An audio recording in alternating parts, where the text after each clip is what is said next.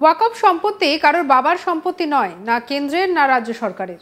হুগলির ফুরফুরা শরীফের বরিষ্ঠ পীরজাদা তহা সিদ্দিকী পার্লামেন্টে ওয়াকফ অ্যামেন্ডমেন্ট বিল পাশ হওয়ার পর কড়া ভাষায় একেবারে সুর চড়িয়েছেন। আজ তাক বাংলার মুখোমুখি হয়ে এক্সক্লুসিভ ইন্টারভিউতে আমাদের প্রতিনিধিকে জানালেন, ওয়াকফ সম্পত্তি কারোর বাবার সম্পত্তি নয়, না কেন্দ্রের না রাজ্য সরকারের। এই সম্পত্তি আমাদের পূর্বপুরুষেরা দান করে গিয়েছেন সমাজে পিছিয়ে পড়া সম্প্রদায়কে সাহায্য করতে। পাকিস্তানে যতটা জায়গা রয়েছে, ভারতে ওয়াকফের ঠিক ততটা জায়গা আছে। এই সরকার ওয়াকফ সম্পত্তিকে নিজেদের আয়ত্তে এনে ছিনিমিনি খেলবে, তারই প্রস্তুতি নিচ্ছে। এই সরকার ক্ষমতায় আসার পর গোটা দেশ জুড়ে শুধু মন্দির, মসজিদ, হিন্দু, মুসলিম এই সবই করে যাচ্ছে, আর মুসলিমদের একের পর এক জিনিসে হস্তক্ষেপ করছে। বিজেপি সরকারের লজ্জা হওয়া দরকার। ওয়াকফ বিল পাশ হওয়া নিয়ে আমরা প্রতিবাদ করব। তিনি ঠিক কি বলছেন শোনাবো আপনাদের। তহা সিদ্দিকী সাহেব, আপনি কি মনে করছেন ওয়াকফ অ্যামেন্ডমেন্ট বিলকে পাশ করে যে কেন্দ্রের বিজেপি সরকার মুসলিমদের ধর্মস্থান বা তাদের রিলিজিয়াস প্রপার্টিকে কেড়ে নেওয়ার কোনো চক্রান্ত করছে? 100%, এতে কোনো সন্দেহ নেই। আমাদের দুটো কালো দিন গেল। একটা হচ্ছে যেদিন বাবরি মসজিদ ভেঙে দেওয়া হলো, এবং বাবরি মসজিদ ভাঙার পরে যেখানে রাম মন্দির করা হলো, এটা আমাদের কালো দিন গেছে। আর এই দিনটা আমাদের কালো দিন গেল যেদিন ওয়াকফ বিল সংশোধনে যে পাস করলো, আমাদের খুব দুঃখের দিন গেছে। আমি খোলাখুলির কথা বলি, ওয়াকফ সম্পত্তিটা কোনো কারো বাবার সম্পত্তি নেই, কেন্দ্রীয় সরকারের বাবার সম্পত্তি নেই, রাজ্য সরকারের বাবার সম্পত্তি নেই। ওয়াকফ সম্পত্তি হচ্ছে মুসলমান কওমের, মুসলমান জাতির বাবার সম্পত্তি।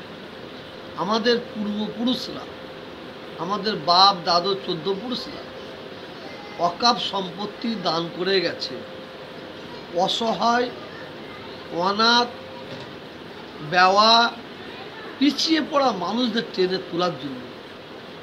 সব দিক দিয়ে, শিক্ষা দিক দিয়ে বলুন, যে কোনো দিক দিয়ে আপনি ধরতে পারেন। এই ওয়াকফ সম্পত্তিটা দান করেছে তার একটাই কারণ, কোনো মুসলমান যারা পিছিয়ে আছে ওয়াকফ সম্পত্তিতে তাদের ডেভেলপ করা, তাদের উন্নতি করা। সেই জন্য এই ওয়াকফ সম্পত্তি ওয়াকফ দান করে গেছে। একটা পাকিস্তান মিলিয়ে যতটা জায়গা, আমি একজন কালকে একজন বড় জজ সাহেবের সঙ্গে আলোচনা করেছি, জাস্টিস, তার কাছ তো শুনেছি একটা পাকিস্তান মিলিয়ে যতটা জায়গা আছে, ভারতবর্ষে ততটা জায়গায় ওয়াকফ সম্পত্তি আছে। এই সরকার ওয়াকফ সম্পত্তিকে নিজের আয়ত্ত নিয়ে এই সরকার সে ওয়াকফ সম্পত্তিগুলোকে ছিনিমিনি খেলবে, সেই প্রসেস নিয়েছে। আমি এবং সারা ভারতবর্ষের মানুষ জানে এই সরকার ক্ষমতায় আসার পরে এই সরকারের কাজ কি। এই সরকারের কাজ হচ্ছে ভারতবর্ষের উন্নয়ন। এই ভারতবর্ষে কোটি কোটি ছেলেমেয়েরা উচ্চশিক্ষায় শিক্ষিত, কিন্তু তারা জব পাচ্ছে না, চাকরি পাচ্ছে না। কোটি কোটি ছেলেমেয়েরা তারা কাজ পাচ্ছে না, তাদের জন্য কলকারখানা করে কাজ যাতে কীভাবে ব্যবস্থা করা যায়, এ না করে এই সরকার ক্ষমতায় আসার পরে মন্দির, মসজিদ, হিন্দু, মুসলমান এইটি করে যাচ্ছে।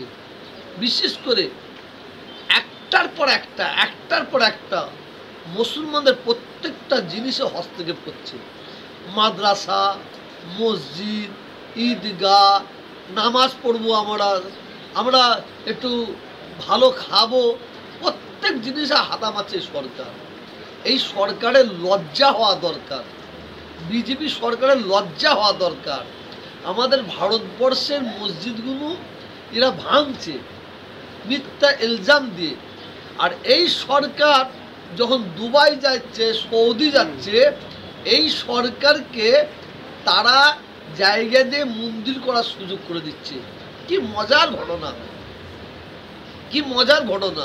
এই জায়গায় এই ভারতবর্ষের মুসলমানদের প্রতি অত্যাচার, জুলুম, মুসলমানদের মসজিদগুলো ভেঙে চুরমার করে দিচ্ছে।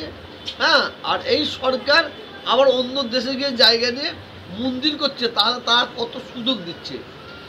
আমরা ভারতবর্ষের মানুষ যখন এই ভারত থেকে পৃথিবীর বহু জায়গায় আমি গেছি, আমি বহু দেশে গেছি, আমি যখন গিয়ে বলি না আমি ইন্ডিয়া, একটা সময় যেতাম তো, ইন্দিরা গান্ধীর সময় যেতাম, আরও অন্য অন্য প্রধানমন্ত্রীর সময় যেতাম, তখন আমরা গর্ব করে বলতাম আমরা ইন্ডিয়ান, এবং তারা আমাদের দেখে খুব খুশি হতো।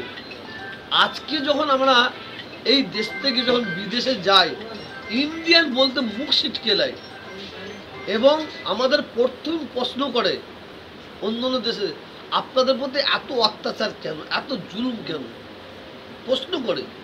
আমরা যতই আমাদের প্রতি আঘাত দিক, কিন্তু আমরা দেশের বদলাম আমরা করতে পারি না। আমরা কষ্ট সহে থাকি, কিন্তু করতে পারি না। এই ওয়াকাফ যে বিল পাস হলো, ইনশাল্লাহ আমরা প্রতিবাদ করব। দেখেন, প্রতিবাদ করলে কি না পাওয়া যায়। কৃষি যারা কৃষির জন্য প্রতিবাদ করেছিল, তারা তাদের ফিরে পেরেছে, আমরা ফিরে পাবো। কিন্তু আমাদের সারা ভারতবর্ষের প্রত্যেকটা মুসলিমদের আমাদের ইউনিটি নিয়ে আসতে হবে। আজকে এই কারণে আমাদের এরা একটার পর একটা পাস করে দিচ্ছে। আমি দেখলাম তো কিছু সাজানো, দিল্লিতে যখন ওয়াকাফ বিল পাস করে দিল, একদল মুসলিমকে তাদের হাতে প্ল্যাকেট দিয়ে ওই দিল্লি নিজামুদ্দিন আউলিয়া হুজুরের মাজারের সামনে তারা এই ওয়াকাফ বিলের পক্ষে তারা হই হই হই হই করছে, মিষ্টি বিলাবিলি করছে। আদৌ কিন্তু ওরা মুসলমান, ওরা কিন্তু মুসলমান নয়। ওদের ঘরে আগে থাকতে প্ল্যান মাফিক সাজিয়ে নিয়ে এই ধরনের জিনিস করছে। কত বুঝতেছেন না?